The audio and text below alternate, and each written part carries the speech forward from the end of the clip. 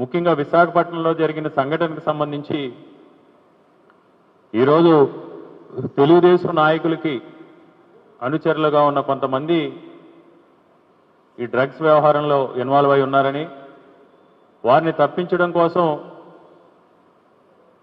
ఈరోజు ఒకరిద్దరు అమాయకులను కూడా బలవంతంగా ఒప్పించి అరెస్టు చేశారనేది మాకున్న సమాచారం. ఏదేమైనా ఇది చాలా దురదృష్టకరం. గతంలో ఇదే కూటమి పార్టీకి సంబంధించిన పత్రికలు ఎన్నికలకు ముందు, ముఖ్యంగా 2024 ఎన్నికలకు 2 నెలల ముందు వైఎస్ఆర్ కాంగ్రెస్ పార్టీ పైన బురద జల్లడం కోసం ఈ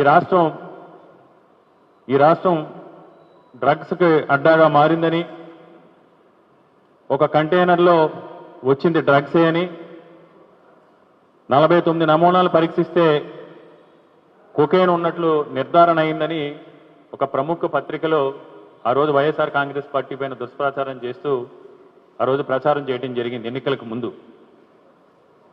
అంతేకాకుండా కంటైనర్లో వచ్చింది డ్రగ్స్ అని ప్రచారం చేయటమే కాకుండా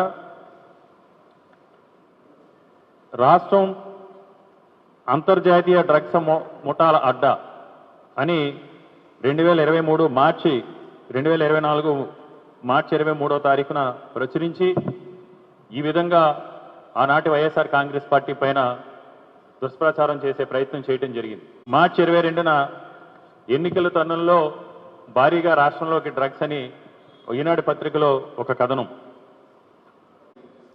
ఈరోజు ఆ దిశగా ఎక్కడా కూడా చర్యలు తీసుకున్న దాఖలాలు కనపట్టలేదు.